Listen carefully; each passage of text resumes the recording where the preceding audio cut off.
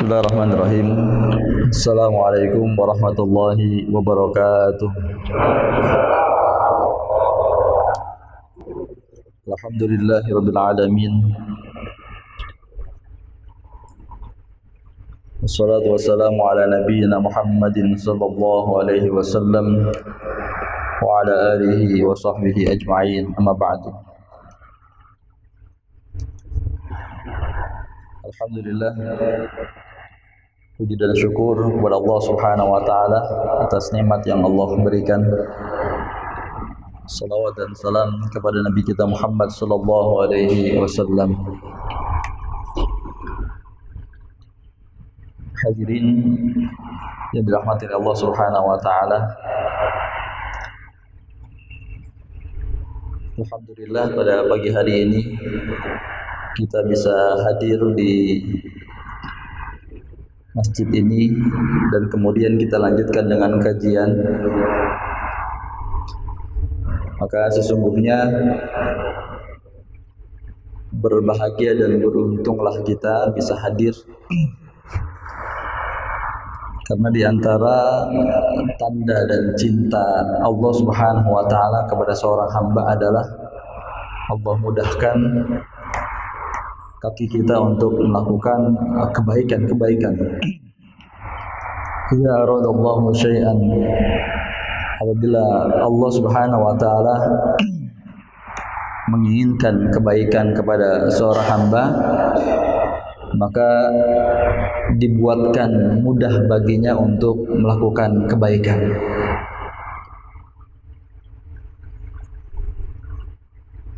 Dijadikan ringan untuk belajar, dijadikan ringan untuk membaca Al-Quran, dijadikan ringan untuk kita sholat tahajud, dan juga kebaikan-kebaikan yang lainnya. Dan berarti ini kebalikannya, Pak, buat diri saya dan kita semuanya. Ketika kita kok rasanya males banget baca Al-Quran, rasanya kok males banget ikut kajian, rasanya males banget sholat tahajud, berarti meskipun rasanya mudah dalam berizki, meskipun rasanya dimudahkan dalam segala kenikmatan, jangan-jangan rezeki dan kenikmatan tersebut bukan nikmat, melainkan adalah istidraj. Manakala kita jauh dari Allah Subhanahu wa taala, manakala kita sulit untuk beribadah dan taat kepada Allah Subhanahu wa taala. Oleh karena itu, kita bersyukur pagi hari ini kita bisa hadir di masjid dan majlis ilmu ini, yang kata Rasulullah sallallahu alaihi wasallam, "Idza marartu bi riyadil jannah," apabila kalian melewati dari tamannya surga, maka segera bergabunglah. Kemudian sahabat bertanya, "Apa itu ya Rasulullah taman surga?" Taman surga itu adalah majlis-majlis ilmu.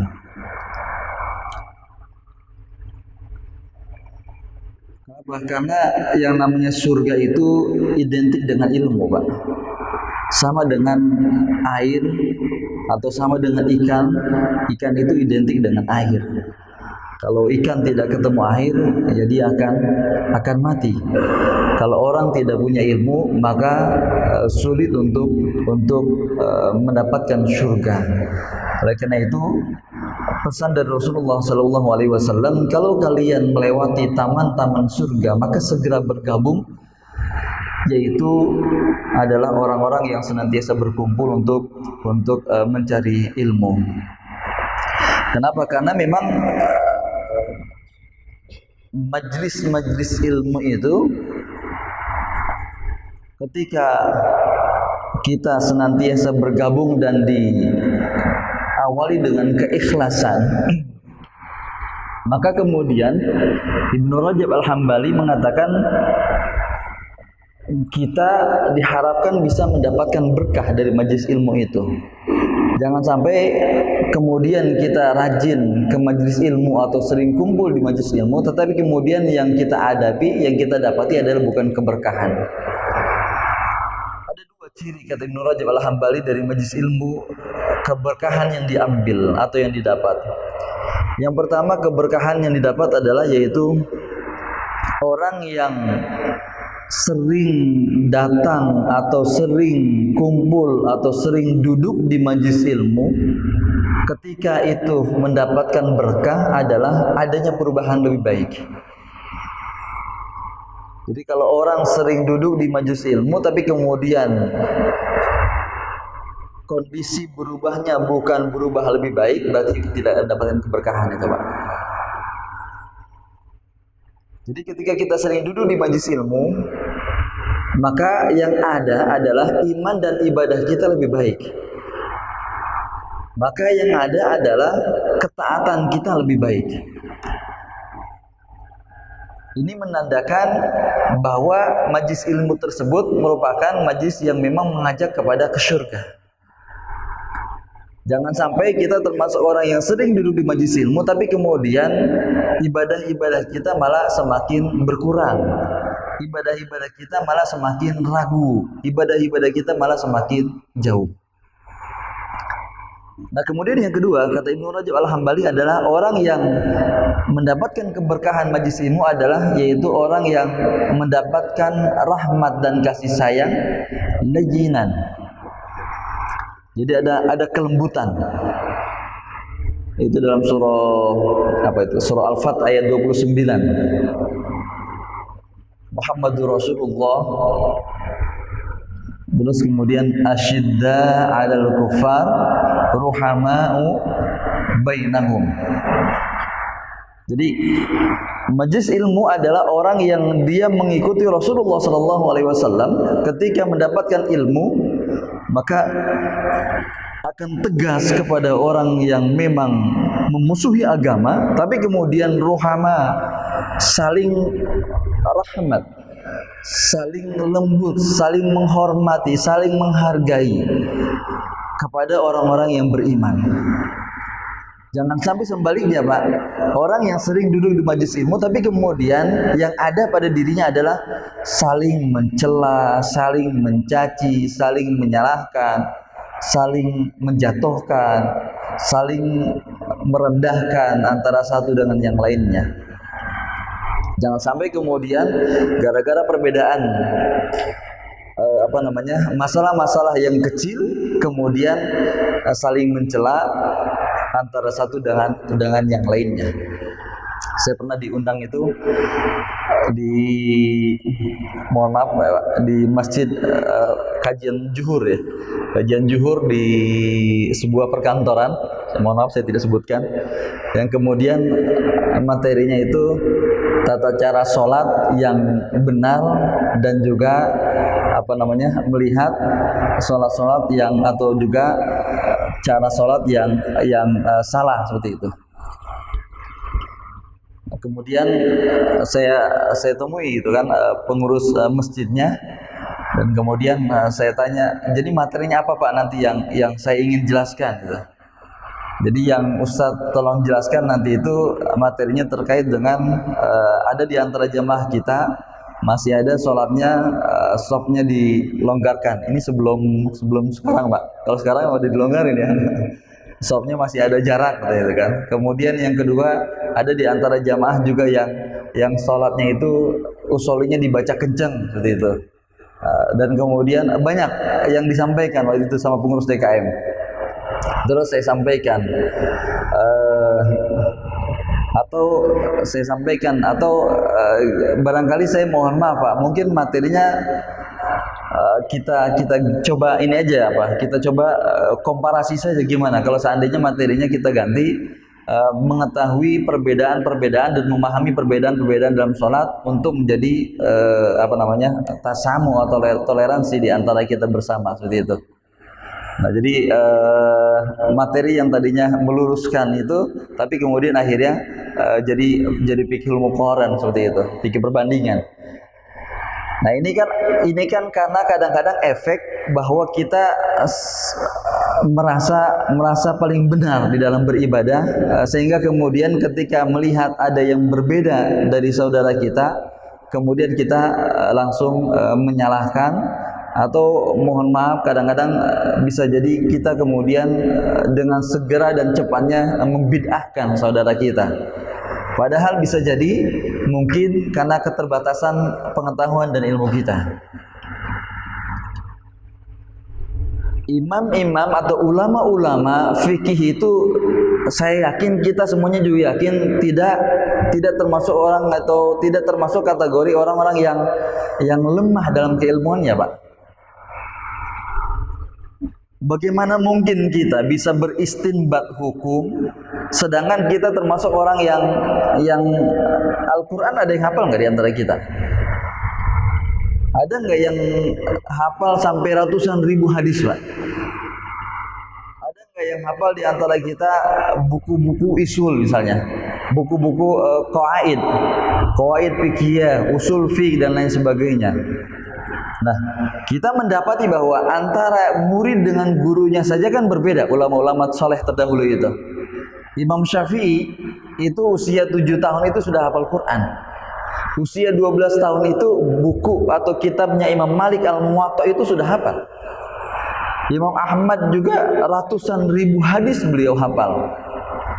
Artinya ketika ulama-ulama berbeda dalam satu hukum fikih, bukannya berarti mereka tidak mengetahui hadis-hadis yang sahih. Bukannya tidak mengetahui hadis-hadis yang rajih dari yang arjah seperti itu. Makanya kemudian ketika ada perbedaan masalah bacaan bismillah saja, kan kita juga harus tahu ilmunya bahwa bismillah itu kan ada ulama yang mengatakan bukan dari ayat Al-Fatihah, ada yang mengatakan bahwa bismillah itu dibaca pelan, ada yang mengatakan bahwa Al-Fatihah itu dibaca kencang, ada yang mengatakan bahwa tidak usah baca bismillah, seperti itu. Nah, jadi ketika kita mengetahui semuanya dan kemudian ulama-ulama juga mengetahui dalilnya dari ulama-ulama, maka sesungguhnya akan nikmat dan akan indah ibadah kita tanpa kemudian mencela atau menyalahkan yang lainnya, seperti itu. Nah, jadi di antara keberkahan majelis ilmu yang kedua adalah yaitu seseorang akan lemah lembut, seseorang akan rahmat ketika dia selesai dari mengikuti majelis ilmu, bukan malah sebaliknya ya Pak. Nah, hadirin yang dirahmati oleh Allah Subhanahu wa taala, sebelum kita melanjutkan materi yang kemarin, saya coba ingin menelusuri dulu Pak. Kemarin kan materinya jalan pintas atau apa ya, materi kita lanjutan yang lalu itu setelah bahas umur, bahasan umur sudah ya Pak ya, bahwa waktu itu usia kita itu dibagi dibagi 4. Yang pertama adalah usia aulad, anak kecil. Hadisnya jelas, rufi'al qalam an salasatin, bahwa pena itu akan diangkat dari 3 golongan. Salah satunya adalah anisobi, itu anak kecil sampai usia balik atau yablug. Kemudian yang kedua fase atau periodisasi usia kita, yaitu usia syabab, usia muda, sampai dari usia balik sampai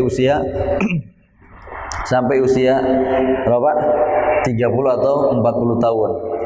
Kemudian yang ketiga adalah usia kuhul atau asyudda. Usia kuhul itu usia dewasa dari usia 40 sampai usia 60. Itu jelas ayat Al-Qur'annya bahwa ada 5 hal. Kalau yang masih mengikuti pengajian mungkin nyambung ya Pak. Ada 5 hal yang mesti disiapkan bagi seorang yang sudah usia 40 tahun. Yang pertama, mensyukuri nikmat Allah, dan syukurnya itu menggunakan nikmat Allah dengan sesuai fungsi yang Allah berikan. Kemudian yang kedua apa Pak? Beramal soleh yang Allah ridhoi. Tingkatkan amal soleh yang Allah ridhoi. Wa an amal solihan tardo. Yang ketiga, kalau udah usia 40 tahun apa Pak? Perbaiki diri untuk bisa menjadi contoh dari anak-anak kita. Wa aslih li fi dzurriyyati. Yang keempat adalah inni tubtu, perbanyak tobat kalau sudah usia 40 tahun. Dan yang kelima adalah inni minal muslim, jadi muslim yang sempurna, ibadahnya baik, hubungan sama manusianya juga baik, seperti itu. Nah, yang keempat adalah kalau usia sudah syuyukh atau syaikhoh, udah usia tua, maka apa yang dilakukan? Yaitu dalam surah Fatir. Jadi apa surah Fatirnya? Yaitu lebih-lebih lagi, awalam nu'ammirkum ma yatadzakkaru fihi man tadzakkar, lebih-lebih lagi dari orang yang usia 40 tahun. Ibadah kita lebih ditingkatkan lagi dan seterusnya dan seterusnya. A'adzarallah, hadisnya a'adzarallah ila mri'in, Allah tidak lagi menerima alasan orang yang diberi usia sampai 60 tahun tapi kemudian atau sampai 70 tahun tapi kemudian tidak lebih baik lagi, seperti itu. Nah, kemudian pekan atau bulan selanjutnya kemarin kita lanjutin dengan materi bahwa usia kita ini pendek-pendek, jarang yang panjang-panjang. Berbeda dengan usia Nabi atau juga umat Nabi sebelum kita. Nabi Nuh misalnya sampai 1650 tahun. Dan kemudian kita kadang-kadang suka naik turun iman kita, suka futur, suka rajin, seperti itu. Atau kemudian kadang-kadang kita juga dalam kondisi kurang sehat fisik kita, sehingga ibadah kita agak kendur, seperti itu. Oleh karena itu dalam kondisi ketiga hal ini, maka ada amal-amal ibadah yang sesungguhnya ringan tetapi kemudian menjadi jalan pintas kita ke surga. Nah, materi kita kemarin jalan pintas ke surga. Yang pertama, jalan pintas ke surga adalah yaitu menolong saudara kita muslim yang kesulitan. Satu hari pahalanya sama juga kita melaksanakan i'tikaf di Masjid Nabawi selama 30 hari. Nah, jadi kemarin kita sudah sampai situ, tapi kemudian ada materi yang kedua dan ketiga ya, boleh dia. Sudah di-share sama jamaah? Sudah pegangan, Pak? Udah ya. Tapi mohon maaf barangkali sebelum bahas materi yang kedua,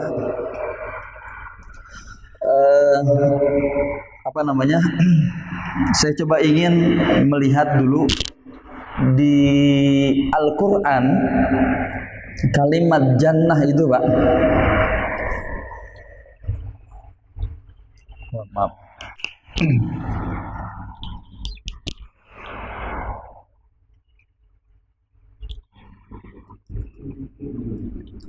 Kalimat jannah itu diulang oleh Allah lebih dari 120 kali, Pak. Jadi kalau umur itu 27 kali, kalimat jannah, al-jannah itu kalimat surga atau kata surga itu diulang oleh Allah lebih dari 120 kali. Artinya apa? Artinya adalah bahwa kalau sesuatu yang Allah sebutkan, jangankan sampai puluhan atau ratusan kali, Pak. Satu kali saja seperti kalimat sa'idun, itu hanya satu kali, Pak. Disebutkan oleh Allah dalam Al-Quran. Ketika disebutkan satu kali saja, jangankan sampai puluhan sampai ratusan, itu menunjukkan bahwa kalimat atau kata tersebut adalah kata yang penting. Nah, ini sampai diulang oleh Allah 120 kali. Berarti memang sesuatu yang sangat-sangat penting. Apalagi ini merupakan terminal tujuan akhir kita. Ibnu Qayyim al-Jauzi mengatakan bahwa sejak wanukiru fil arham, sejak kita semua didiamkan, ditempelkan oleh Allah di dalam rahim ibu kita, maka sejak itu pula lah perjalanan kita untuk sampai ke dua terminal. Kata Ibnu Qayyim al-Jauzi, jadi sejak kita ditempelkan wa nukirru fil arham di dalam rahim ibu-ibu kita, maka sesungguhnya sejak itu pula lah proses perjalanan kita mulai sampai berakhirnya di dalam dua terminal, dan terminalnya hanya dua, antara surga dengan neraka, seperti itu. Nah, jadi surga termasuk terminal yang sangat-sangat kita harapkan. Kenapa? Karena memang itu adalah impian dan dambaan kita. Dan kenapa diulang-ulang? Kata Ibnu Rajab, kata Ibnu Katsir, Pak, dalam tafsirnya, itu diulang sampai 120 kali kalimat surga, ada dua hal. Kenapa kalimat surga atau al-jannah itu diulang sampai 120 kali? Yang pertama, minimal menjadi roja. Dan kemudian yang kedua adalah at-tafaul, optimis. Jadi Allah mengulang kalimat surga atau al-jannah sebanyak 120 kali agar kita termasuk orang yang roja, orang yang berharap untuk mendapatkan surga, dan kemudian kita termasuk orang yang tafaul, orang yang optimis untuk mendapatkan surga. Nah, jadi agar kita optimis mendapatkan surga, agar kita termasuk orang yang roja mendapatkan surga, maka caranya adalah dengan ilmu. Tadi saya kembali lagi, caranya dengan ilmu. Jadi saking dahsyatnya, Pak, saking luar biasanya majlis ilmu, kata Ibnu Umar, majlisul ilmi khairum min ibadatin sittina sanah, gitu. Kata Abdullah Ibnu Umar, majlisu ilmin khairun min ibadatin sittina sanah. Majlis ilmu itu lebih baik dari ibadah selama situn, sama 60 tahun. Bahkan Imam Syafi'i mengatakan thalabul ilmi, jadi belajar itu khairun min nafilah. Belajar itu lebih baik dari ibadah sunnah. Ini Pak, ada kita tadi mulai ngaji Pak. Kita mulai ngaji jam 5. Ada teman kita, ada saudara kita yang sholat sunnah dari jam 5. Nanti mungkin sampai jam 5 lewat 40. Waktu syuruk itu jam 5 lewat 40 atau jam 5 lewat 50 lah. Jam 5 lewat 40 atau jam 5 lewat 50 kita ngaji, dibanding dengan orang yang sholat sunnah dari mulai jam 5 sampai nanti selesai. Maka kata Imam Syafi'i, thalabul ilmi atau majlisul ilmi khairum min nafilah. Majlis ilmu itu lebih baik daripada ibadah sunnah. Nah, ini yang pertama. Jadi saya ingin tegaskan bahwa beruntunglah kita di majlis ilmu, karena majlis ilmu adalah pintunya surga. Nah, kemudian kedua, Bapak pegang Al-Quran, coba buka surah Tolak, Pak. Surah Tolak ayat yang ke surah At-Tolak. Dari 120 kali salah satu kalimat surga itu yang disebut di dalam surah ini, Pak. Silakan.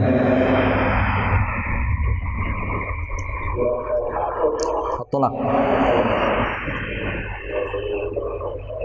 Surah 111.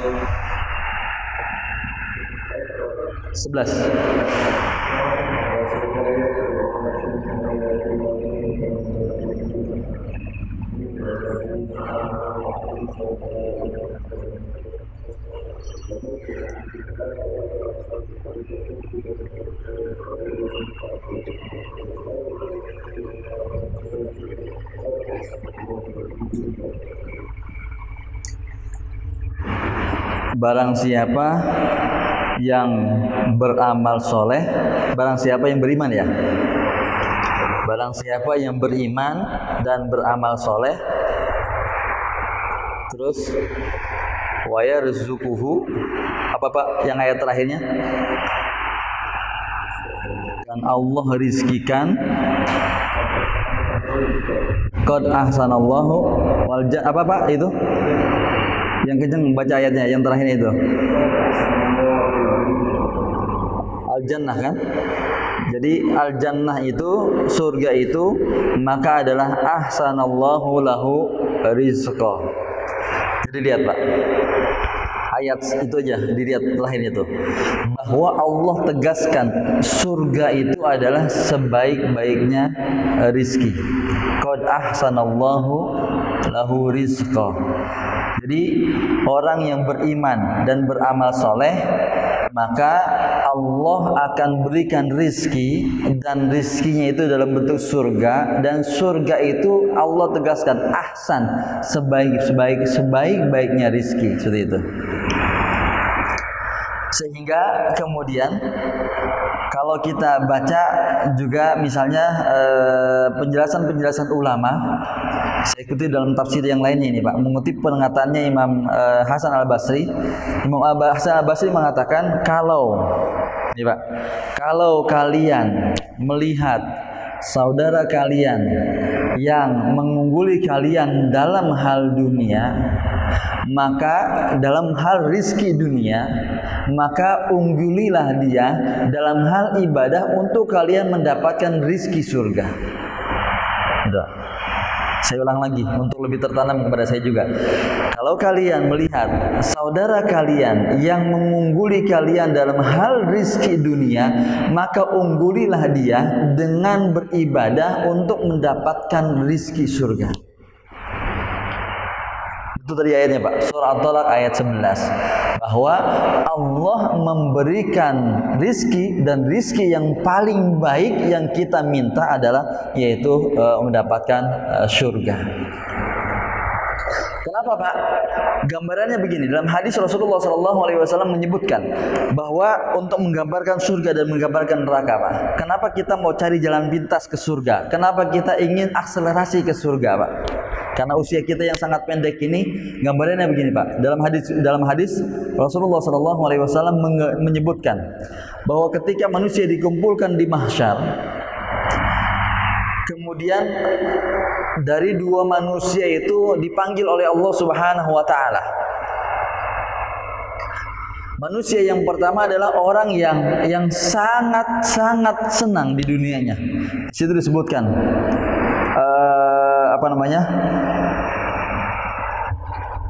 min asyaddin nas naiman.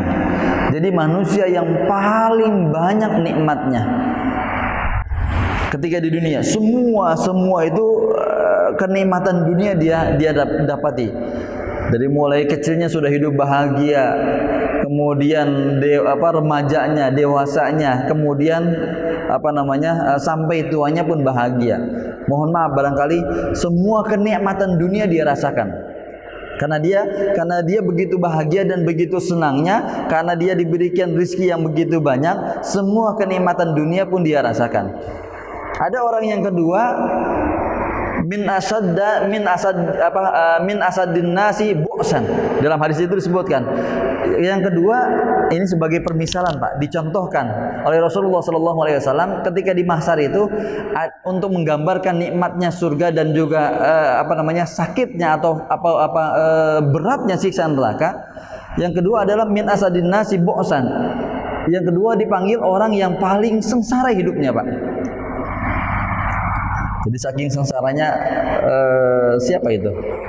Kalau zaman Nabi itu namanya Abu Kilabah ya.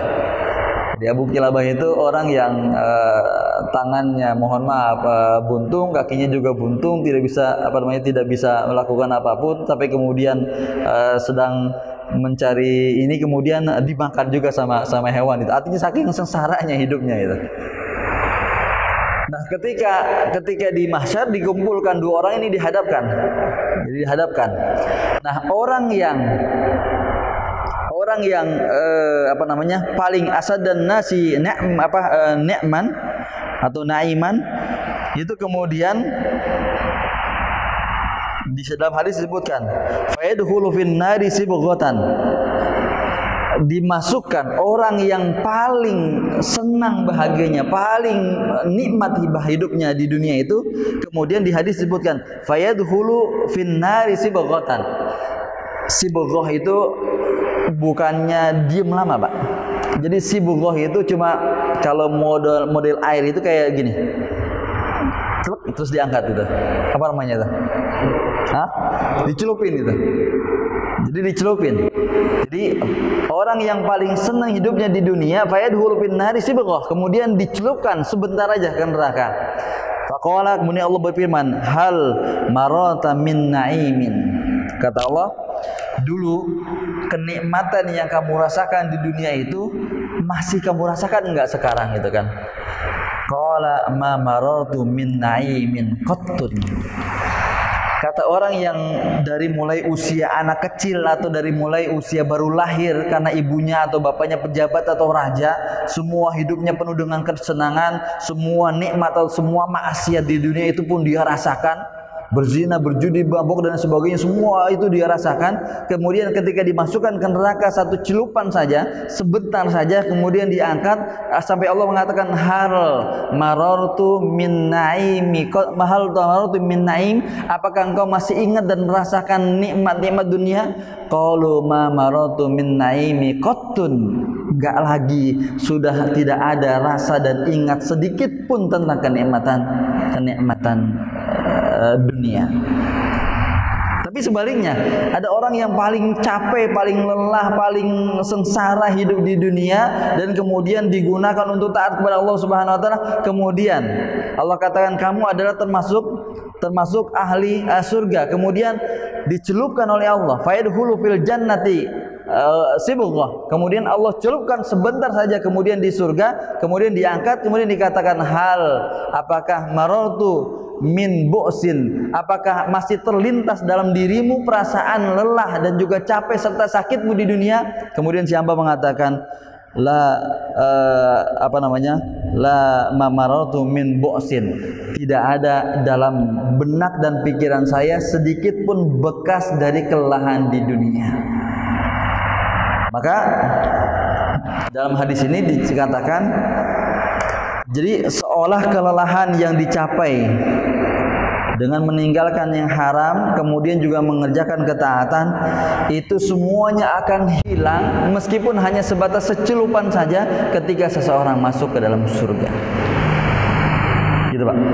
Jadi untuk menggambarkan, memberikan perbedaan antara surga dengan neraka, Rasulullah SAW menyampaikan hadisnya bahwa orang yang hidupnya senang sekali di dunia, kemudian dicelupkan sebentar saja ke neraka, semua nikmat surga itu, semua nikmat kebahagiaan dunia itu hilang. Pun sebaliknya, orang yang dulunya capek, tahajud jam 3 dia sudah bangun, kemudian ikut kajian, semua yang haram-haram ditinggalkan, dimasukkan sebentar saja ke surga, kemudian ditanya masih ingat gak rasa capek dan juga sakitnya dulu di dunia, kemudian juga enggak enaknya di dunia? Kemudian si hamba itu mengatakan semua itu sudah hilang ketika masuk ke dalam surga Allah Subhanahu wa taala. Jadi rizki yang paling besar yang Allah berikan kepada seorang hamba adalah manakala dia masuk ke dalam surga. Surah At-Talaq ayat yang ke-11. Oleh karena itu Pak, ya kita dianjurkan untuk meminta mendapatkan surga. Boleh enggak? Boleh ya itu. Karena kadang-kadang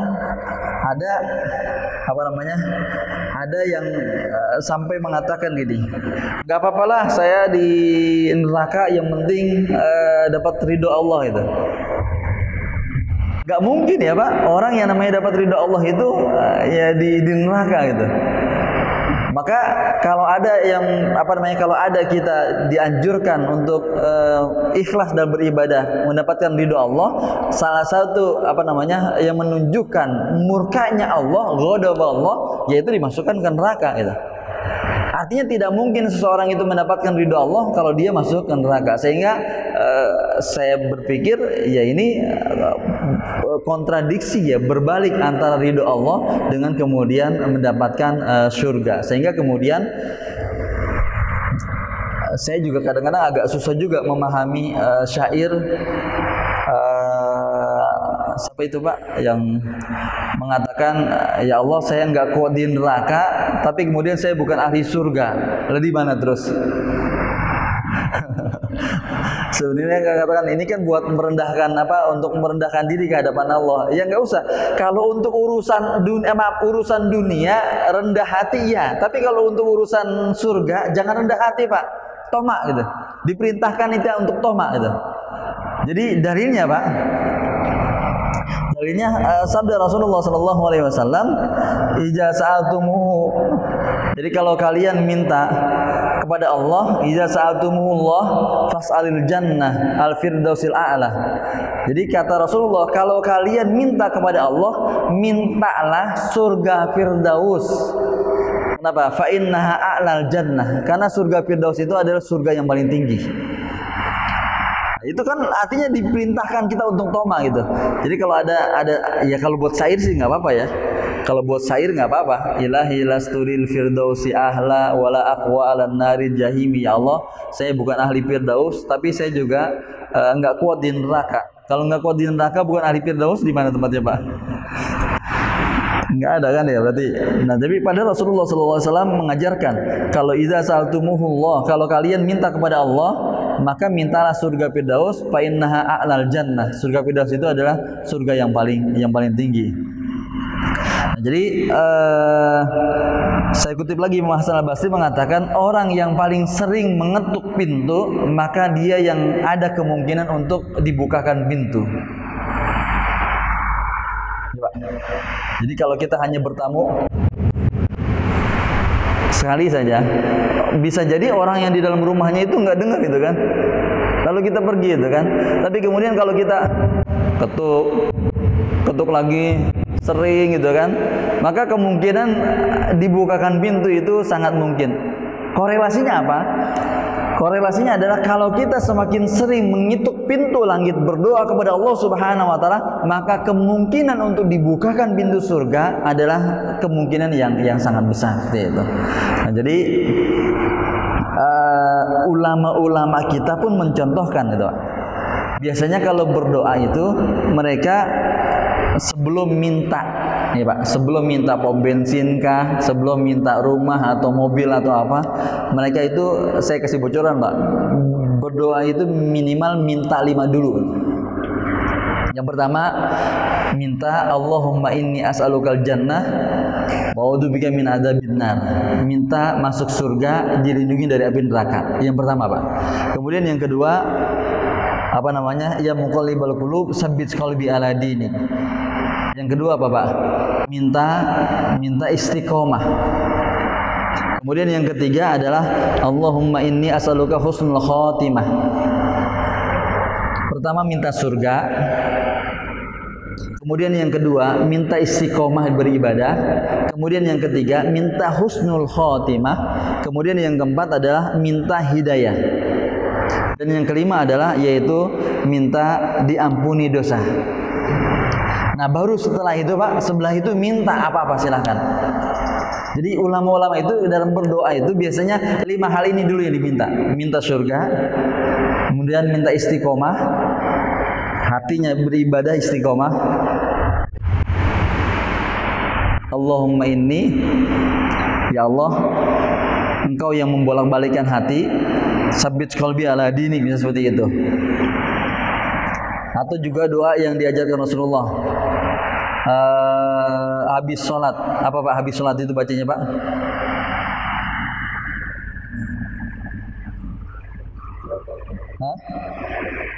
Allahumma inni as'alukal huda wat tuqah, bisa seperti itu. Ini yang keempat tadi Pak. Jadi yang ketiga adalah yang kedua ada minta istiqomah, yang ketiga adalah minta husnul khotimah, kemudian yang keempat minta dapat hidayah, dan yang kelima adalah yaitu minta diampuni dosa. Itu Pak. Kenapa? Yang kelima adalah minta diampuni dosa, dan setelah itu baru minta yang lainnya. Kenapa? Karena memang kalau kita lihat surga itu hadisnya Bang Ari pernah baca ya Pak? Dalam Riyadhus Shalihin itu ada seorang yang ada seseorang yang pernah ada seorang yang paling akhir masuk ke dalam surga. Kemudian setelah itu pintu neraka ditutup, setelah itu pintu surga ditutup, si hamba yang paling akhir masuk surga. Kemudian diperintahkan masuklah kamu ke dalam surga. Si hamba itu mengatakan, ya Allah, sudah tidak muat lagi surga itu. Sudah tidak muat lagi surga, kata hamba itu. Kemudian kata Allah, masuk saja gitu kan. Nah kemudian sampai si akhirnya, setelah orang itu disiksa dan kemudian masuk ke dalam surga, si hamba itu masuk surga, apa yang didapatnya? Bahwa orang yang mendapatkan surga yang paling akhir adalah dia mendapatkan kenikmatan surga yaitu surganya seluas bumi dan isinya, atau kenikmatannya seluas bumi dan isinya, dan itu 10 kali lipatnya, Pak. Jadi orang yang paling akhir masuk ke dalam surga, dia mendapatkan kenikmatan itu, yaitu kenikmatan surga seluas langit dan bumi, dan dia 10 kali lipatnya. Itu yang paling akhirnya. Oleh karena itu, kalau ada orang yang berdoa, ya Allah, orang yang masuk surga terakhir aja itu mendapatkan surga seluas langit dan bumi dan 10 kali lipatnya, nggak apa-apa lah masuk surga, yang penting di emper-emperannya aja gitu. Ada nggak yang doa gitu, Pak? Kata Rasulullah, enggak. Idza sa'altumullah, kalau kalian minta kepada Allah, mintalah surga Firdaus, fa innaha alal jannah. Minta surga Firdaus, jangan tanggung-tanggung, karena surga Firdaus itu yang paling tinggi, dekatnya arasnya Allah Subhanahu wa taala, bersama Nabi dan Rasul, juga para sahabat dan salihin, seperti itu. Di surga itu kan ada 8 pintu, Pak. Lihat, surga itu ada 8 pintu. Kalau neraka 7 pintu. Nanti orang itu tergantung amal ibadahnya, dan surga pintu-pintunya itu kita dapati yaitu sesuai dengan amal ibadahnya. Jadi pintu surga itu nama-namanya juga sesuai dengan nama amal ibadah, Pak. Coba lihat. Nama pintu surga itu sesuai dengan, ada orang yang rajin puasa nanti masuk pintu surga dari pintu-pintu puasa. Ada yang orang sering sedekah dari pintu sedekah, seperti itu. Tapi ada orang yang dia bisa masuk ke semua pintu. Di antaranya sahabat siapa? Abu Bakar As-Siddiq. Abu Bakar As-Siddiq itu bisa masuk semua pintu surga, Pak. Nah, jadi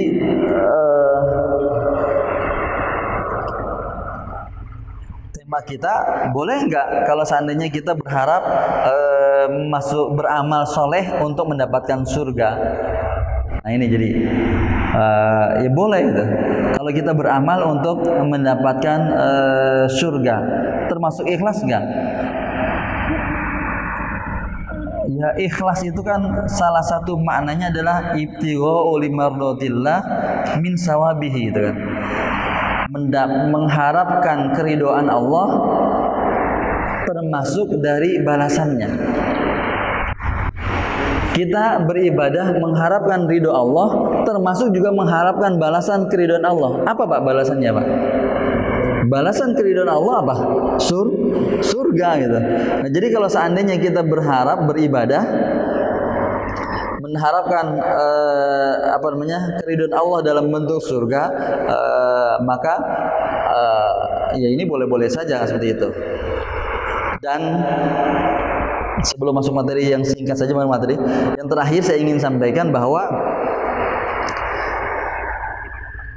Rasulullah Shallallahu Alaihi Wasallam pernah bersabda bahwa fa innal jannata aqrabu ila ahadikum min syirakin alihi. Pernah dengar nggak, Pak, itu, Pak?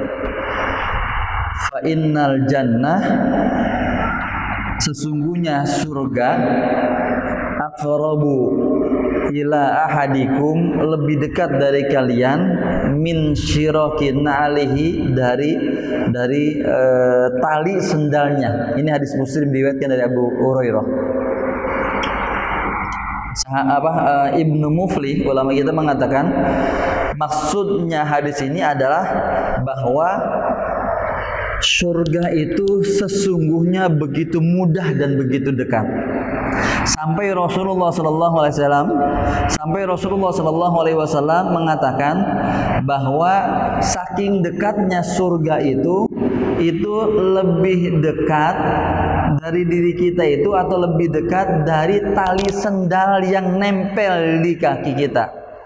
Tali sendal itu jauh nggak posisi sama kita, Pak? Cuma di bawah doang kan, Pak? Tali sendal itu di bawah kaki kita, gitu kan. Tapi Rasulullah memberikan gambaran bahwa antara tali sendal dengan surga itu lebih dekat surga dibanding tali sendal. Apa maknanya? Maknanya adalah, kata Ibnu Muflih, ini menggambarkan bahwa untuk mendapatkan surga itu tidak sulit.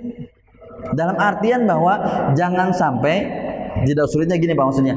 Jangan sampai kita meremehkan amal ibadah karena bisa jadi amal ibadah itu yang menjadi sebab untuk kita masuk surga. Nah, gitu.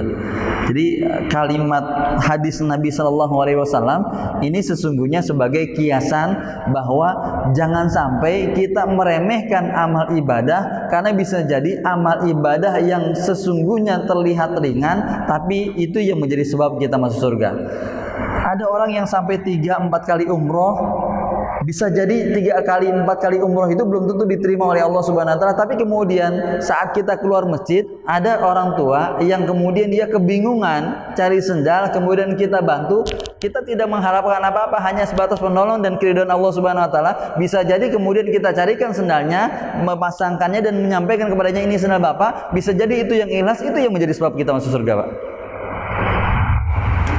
Ada kemudian misalnya kita sering sekali melakukan kebaikan-kebaikan, entah itu haji, entah itu umroh atau juga ibadah sholat. Tapi kemudian misalnya saat jalan kita melihat ada seekor kucing yang lewat, kemudian kucing tersebut kayaknya kurang sehat atau kemudian masih kecil. Kita turun dari motor, turun dari mobil, kemudian kita pindahkan atau kita kemudian kita kasih makan dan sebagainya. Kucing tersebut senang, bisa jadi dia berdoa dan mohon kepada Allah Subhanahu Wa Taala. Itu yang kemudian menjadi sebab kita masuk surga, Pak.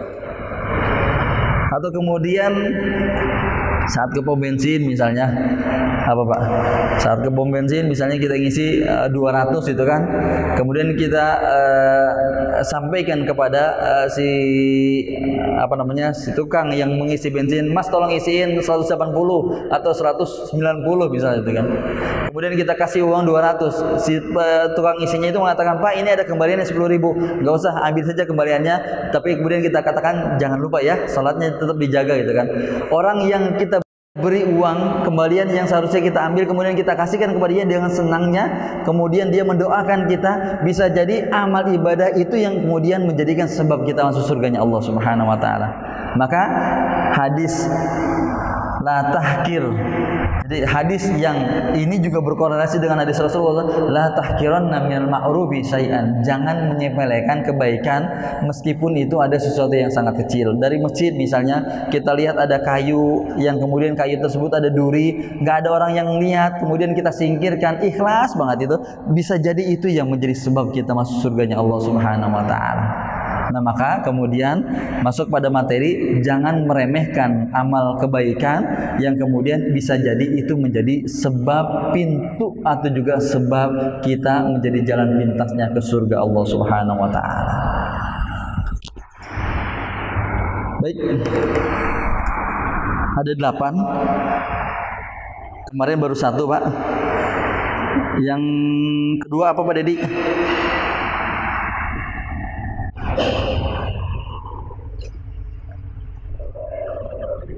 Saya harus buka WA-nya Pak Dedi nih, karena saya ngirim materi di Pak Dedi.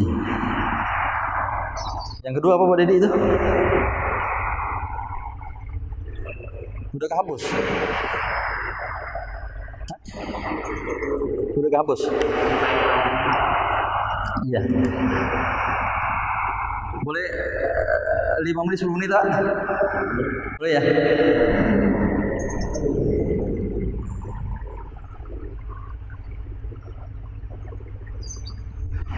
Jadi kemarin kita sudah bahas jalan pintas ke surga atau akselerasi ke surga, yaitu ahabbun nasi ilallahi ta'ala anfa'uhum linnas wala an amshiya ma akhi fi hajatin ahabbu ilayya min an a'takifa fi hadzal masjid, yakni Masjidil Madinah syahran. Jadi menolong, membantu, apalagi sekarang ya Pak, musimnya seperti ini ya. Saudara-saudara kita yang kesulitan banyak sekali nih Pak sekarang ini. Anak-anak kita juga ada yang di pesantren juga, aduh saya jadi ingat, anak-anak yang di pesantren juga lagi kesulitan juga ini. Mudah-mudahan Allah sembuhkan juga. Ada guru-gurunya juga agak ada yang positif, mudah-mudahan juga Allah sembuhkan. Kita berdoa dan berharap baik di pesantren yang tempat anak kita sekolah atau juga di pesantren lainnya Pak, kita berharap mereka yang sedang kesulitan atau yang sakit disembuhkan oleh Allah Subhanahu wa taala. Dan bagi kita yang ada kelapangan, entah bentuknya rizki Pak atau tenaga atau sekedar mengirimkan kalimat motivasi yang itu membahagiakan, maka kata Rasulullah, khairun, lebih baik dari i'tikaf di Masjid Nabawi selama 1 bulan. Berapa sih Pak ongkos ngirim WA gitu kan, kemudian menanyakan kabar saudara kita dan kemudian memotivasi saudara kita atau juga membahagiakan saudara kita, yang kata Rasulullah pahalanya lebih baik daripada i'tikaf di Masjid Nabawi selama 30 hari. Nah, kalau 1 hari itu selama 30 hari, kalau kita membantu saudara kita selama 10 hari, sama juga kita 1 tahun kan. Nah, itu seperti itu. Baik, yang kedua,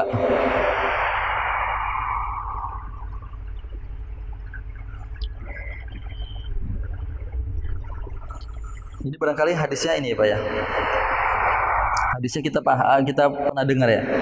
Yatluna fiikum rajulun min ahlil jannah. Jadi kata Rasulullah, nanti akan datang ini seorang yang termasuk ahli surga. Nah, ini termasuk jalan pintas atau kemudian akselerasi ke surga adalah yaitu jangan sampai, yang kedua nih Pak, jangan sampai kita menghabiskan kebaikan-kebaikan kita, ngajinya sudah sering, duduk di majelis ilmu sering, tapi kemudian mencela, kemudian saling menghina, kemudian merendahkan saudara muslimnya juga sering. Jangan Pak, jangan sampai itu. Jadi jangan sampai rasa tidak suka, kebencian atau juga tidak enaknya kita kepada saudara kita menjadikan penghalang untuk kita mendapatkan surga dari Allah Subhanahu wa taala. Kenapa hadis ini saya masukkan materi yang kedua dari akselerasi atau jalan singkat kita ke surga? Karena kadang-kadang hal ini yang sangat berat Pak, untuk ikhlas kepada saudara kita. Saya kadang-kadang bingung gitu kan, mendapati orang yang kok tasamuhnya begitu besar, toleransinya begitu besar kepada orang yang berbeda agama, tapi kemudian sama orang yang beragama Islam atau lagi dai dia Pak, dakwah atau juga orang ustadz, yang kemudian ustadz tersebut dijelek-jelekan sama ustadz yang lainnya, Masya Allah luar biasa itu kan. Hanya kemudian permasalahan misalnya isbal dengan tidak isbal itu kemudian sampai ada di antara orang yang habis ngaji, misalnya kita ada yang habis ngaji, kemudian ada ngeliat saudara kita nih Pak, ada ngeliat saudara kita yang kemudian memakai pakaian celana atau sarung atau gamis atau apapun yang melewati mata kaki, kemudian dikatakan tuh nggak nyunah misalnya seperti itu. Padahal kan kalau kita baca asbabul wurudnya hadis itu kan banyak sekali hadis itu, tapi tiga tema utama hadis itu misalnya. Jadi ada sebelum hadis ini tidak pernah dimasalahkan itu kan. Jadi ketika hadis ini keluar, Abdullah ibnu Umar itu kan masih kecil itu. Abdullah ibnu Umar masih kecil. Dan kemudian Abu Bakar itu posisinya di sampingnya Rasulullah Sallallahu Alaihi Wasallam. Jadi ada orang yang khoyola, ada orang yang kaya, tapi niatnya memang motifnya memang sombong gitu Pak. Lewat di depan Rasulullah SAW dan juga para sahabat, sampai Rasulullah mengatakan bahwa la yadkhulul jannah, tidaklah masuk surga orang yang memakai pakaian yang pakaiannya sampai isbal gitu, melebih-lebihi. Kenapa? Ya kan kalau orang Arab atau orang-orang zaman dulu itu kalau memang untuk mencitrakan dan mencirikan bahwa dia orang kaya, kan pakaiannya sampai menjuntai ke bawah kan Pak? Iya. Raja-raja coba lihat. Kayak bukan gamis ya. Kayak model pakaian jubahnya itu ya menjuntai ke bawah. Kenapa? Tujuannya untuk membedakan kalau dia orang kaya dan menunjukkan kesombongan itu. Sehingga kemudian keluar hadis itu. Tapi Abu Bakar di sebelahnya Rasul mengatakan, ya Rasulullah, karena Abu Bakar ini memakai pakaian itu, memakai baju itu melebihi mata kaki itu kan. Ya Rasulullah, bagaimana dengan saya? Kata Rasulullah, kalau memakai pakaian seperti kamu Abu Bakar, selama tidak ada sedikit pun rasa untuk sombong, ya bukan termasuk dalam kategori hadis itu gitu. Jadi jangan-jangan bisa jadi orang yang memakai pakaian yang tinggi, tapi kemudian di dalam hatinya terlihat sombong. Nih saya yang paling nyunah, itu gak nyunah gitu. Bisa jadi malah sebaliknya, Pak. Nah sehingga kemudian kenapa saya ingin mengatakan jalan pintas atau akselerasi ke surga yang kedua adalah yaitu kita menghilangkan rasa dengki di dalam hati kita dan kemudian menimbulkan rasa cinta dan rasa sayang kepada saudara-saudara kita.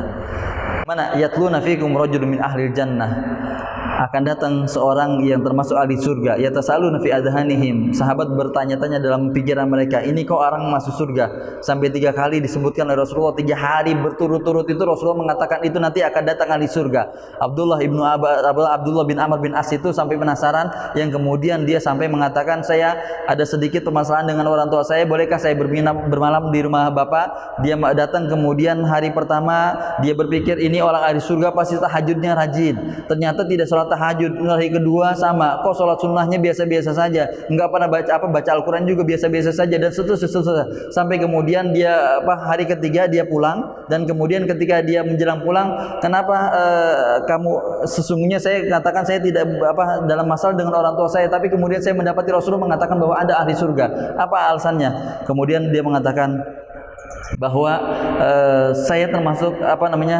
orang yang tidak ada sedikit pun terbesit di hati saya, yaitu rasa dengki, iri, dan sesuatu yang berhubungan dengan saudara-saudara saya. Kata Abdullah bin Amr bin As, ini mungkin yang berat, Pak. Ini mungkin yang berat. Orang bisa jadi amalnya banyak sekali, tapi kemudian hatinya yaitu berselisih dengan orang lain. Jangan sampai kemudian kita sedikit-sedikit mengatakan orang lain nggak nyunah gitu. Ya, saya mungkin juga kadang-kadang ada juga yang berbeda dengan saudara-saudara kita, itu kan, entah dalam hal apa, tapi saya tidak mengatakan saya lebih baik dan kemudian saya lebih sunnah, enggak juga ya. Nggak berani mengatakan ustadz ini begini, nggak begini, karena bisa jadi beliau yang lebih baik ibadahnya. Maka kata Hasan al-Basri, untuk menimbulkan rasa juhud kita kepada orang saat kita bertemu orang, katakan kalau dia lebih tua, dia lebih banyak pahalanya dibanding kita. Kalau dia lebih muda, kita katakan dalam hati kita, dia lebih sedikit dosanya dibanding kita, seperti itu. Itu, Pak.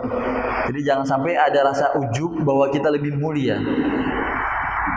Apalagi kemudian ustadz nih, Pak. Ustadz itu yang sering ngisi atau kajian itu keikhlasan dan ya memang setiap orang itu mungkin biasanya rasanya itu hadir dengan sejenis pekerjaannya gitu.